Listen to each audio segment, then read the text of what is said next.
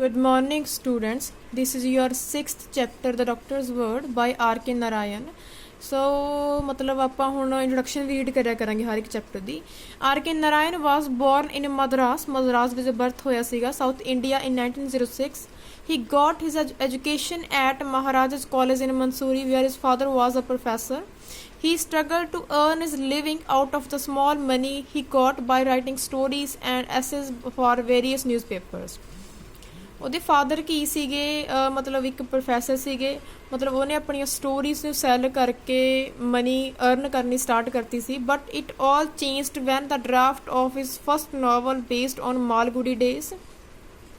Malgudi days ਕੀ ਹੈ, ਮਤਲਬ ਇੱਕ ਐਵੇਂ ਦਾ ਨਾਵਲ ਹੈ ਜਿਹਦੇ ਵਿੱਚ ਮਤਲਬ ਆਪਾਂ ਸਟੋਰੀਜ਼ ਰੀਡ ਕੀਤੀਆਂ। ਜਿਵੇਂ ਇੱਕ ਚੈਪਟਰ ਸੀਗਾ ਸਵਾਮੀ ਐਂਡ ਹਿਸ ਫਾਦਰ ਵਾਲਾ, ਸਵਾਮੀ ਐਂਡ ਹਿਸ ਫਰੈਂਡਸ ਵਾਲਾ। ਮਤਲਬ ਉਹ ਮਾਲਗੁਡੀ ਦਾ ਇੱਕ ਪਾਰਟ ਸੀਗਾ, ਜਸਟ ਇੱਕ ਪਾਰਟ ਸੀਗਾ। was read by the famous British writer Graham Greene। मतलब एक बार की सी भी किसी ब्रिटिश राइटर ने एक बुक रीड की फिर उस बाद सारी मतलब लाइफ की होती सारी लाइफ चेंज्ड होगी। He wrote all together 29 novels all based on Malgudi and numerous short stories। मतलब ਜਿਹੜਾ ਮਾਲਗੁਡੀ ਡੇਜ਼ ਕੀ ਹੈਗਾ, ਮਤਲਬ ਇਹਦੇ ਵਿੱਚ 29 ਇਸ ਮਤਲਬ ਉਹਨੇ ਬੇਸ ਕਰਕੇ 29 novels ਰਾਈਟ ਕੀਤੇ ਇਸ ਤੋਂ ਬਾਅਦ। So it's a fantastic thing. Next your stories here.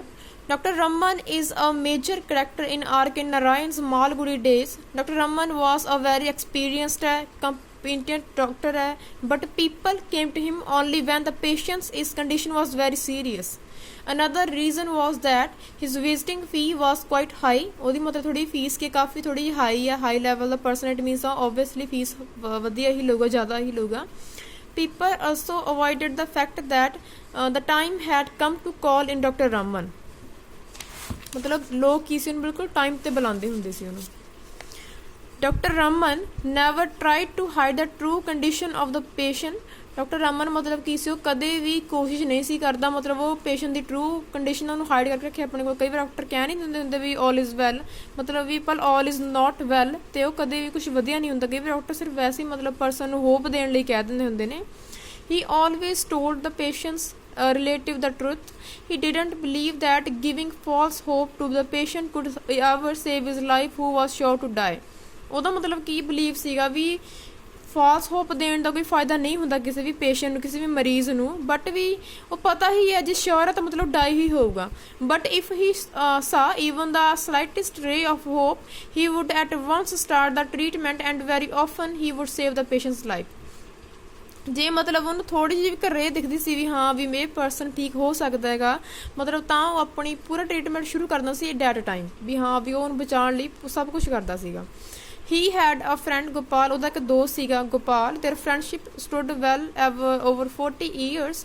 40 years ਤੋਂ ਮਤਲਬ ਫਰੈਂਡ ਸੀਗੇ। One day Dr. Raman was sent for as his dearest friend Gopal was seriously ill. Gopal had been on bed for a month and a half। ਮਤਲਬ ਵੀ ਉਹ ਇੱਕ 1.5 month ਤੋਂ bed 'ਤੇ ਸੀ ਉਹਦਾ friend ਜਿਹੜਾ Gopal. Dr. Raman lost no time in starting his treatment. He was afraid that Gopal would not survive। ਉਹਨੂੰ ਪਤਾ ਸੀਗਾ ਵੀ ਹੁਣ ਉਹ ਸਰਵਾਈਵ ਨਹੀਂ ਕਰ, ਉਹਨੂੰ ਸਿਰਫ ਡਰ ਸੀ ਇਸ ਗੱਲ ਦਾ। And next he could be seen on his face, ਮਤਲਬ ਉਹਦੀ ਫੇਸ ਸਾਰਾ ਕੁਝ ਦਿਖ ਰਿਹਾ ਸੀਗਾ। Gopal's wife wanted to know Dr. Raman's true opinion about the patient। ਮਤਲਬ ਡਾਕਟਰ ਰਮਨ ਦੀ ਗੋਪਾਲ ਦੀ ਵਾਈਫ ਨੂੰ ਕੀ ਸੀਗਾ ਵੀ ਉਹ ਟਰੁੱਥ ਜਾਣੇ ਵੀ ਕੀ ਸੱਚਾਈ ਹੈ, ਕਿ ਜ਼ਿੰਦਾ ਰਹਿਣਗੇ ਜਾਂ ਨਹੀਂ ਰਹਿਣਗੇ। Gopal asked Dr. Raman in a weak low voice whether he was going।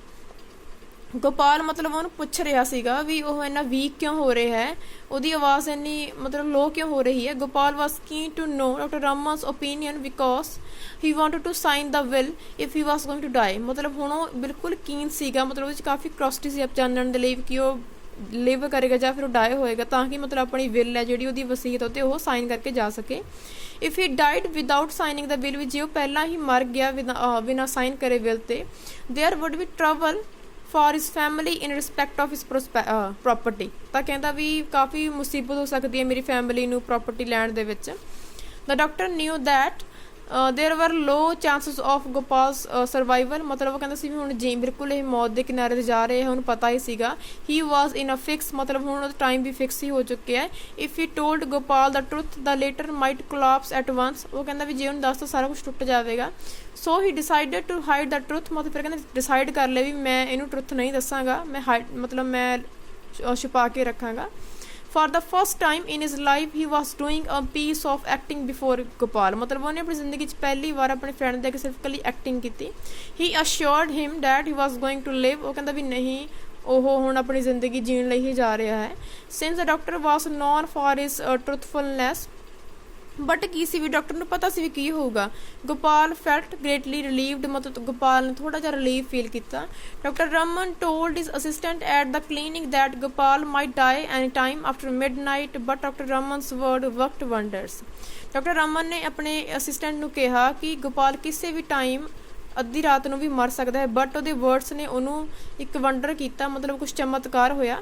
Next morning when doctor Raman went to Gopal's house he was greatly surprised to find Gopal hale and hearty, ਮਤਲਬ ਉਹਨੇ ਗੋਪਾਲ ਨੇ ਮਤਲਬ ਉਹਨੇ ਦੇਖਿਆ ਕਿ ਉਹ ਦੋਸਤ ਕਾਫੀ ਮਤਲਬ ਹੇਲ ਔਰ ਹਾਰਟੀ ਦਿਖ ਰਿਹਾ, ਮਤਲਬ ਕਾਫੀ ਹੋਪ ਦੇ ਵਿੱਚ ਨਜ਼ਰ ਆ ਰਿਹਾ ਉਸਨੂੰ। He told Gopal that he had turn the corner and he would live to be 90, ਉਹਨੇ ਕਿਹਾ ਵੀ ਹੁਣ ਉਹ ਉਸ ਕਾਰਨਰ ਤੋਂ ਵਾਪਸ ਆ ਗਿਆ ਤੇ ਹੁਣ 90 ਈਅਰਸ ਤੱਕ ਜੀਏਗਾ। ਡਾਕਟਰਸ ਵਰਡਸ ਹੈਡ ਸੇਵਡ ਹਿਸ ਲਾਈਫ, ਮਤਲਬ ਇਸ ਤਰੀਕੇ ਨਾਲ ਕੀ ਚੈਪਟਰ ਦਾ ਨਾਮ ਕੀ ਹੈ, ਟਾਈਟਲ ਕੀ ਹੈ, ਐਪਰੋਪ੍ਰੀਏਟ ਕਰਦਾ ਹੈ ਦ ਡਾਕਟਰਸ ਵਰਡ, ਉਹਨੇ ਮਤਲਬ ਕਿਸੇ ਹੋਰ ਪਰਸਨ ਦੀ ਸਿਰਫ ਉਹਦੇ ਵਰਡਸ ਨੂੰ ਉਹਨੇ ਬਚਾ ਕੇ ਰੱਖਿਆ ਹੋਇਆ ਸੀਗਾ, ਬਚਾ ਕੇ ਰੱਖਿਆ ਹੋਇਆ ਹੈ।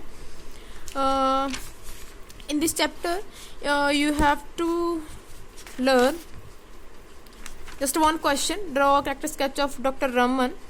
ਤੁਸੀਂ ਸਿਰਫ ਇਕੱਲਾ ਇੱਕ ਕੁਐਸਚਨ ਹੀ ਯਾਦ ਕਰਨਾ, ਬਟ ਕੀ ਹੈ ਕਿ ਇੱਕ ਕੁਐਸਚਨ ਯਾਦ ਕਰਨ ਤੋਂ ਬਾਅਦ ਕੀ ਹੈ ਕਿ ਜਿਵੇਂ ਆਪਾਂ ਸ਼ਾਰਟ ਕੁਐਸਚਨ ਟੈਸਟ ਦੇ ਵਿੱਚ ਪਾਉਂਦੇ ਹੁੰਦੇ ਆ, ਤੁਸੀਂ ਮਤਲਬ ਕੀ ਹੈ ਸਿਰਫ ਇਕੱਲਾ ਉਸ ਕੁਐਸਚਨ ਨੂੰ ਆਪਣਾ ਰੋਟੇਟ ਕਰੋਗੇ।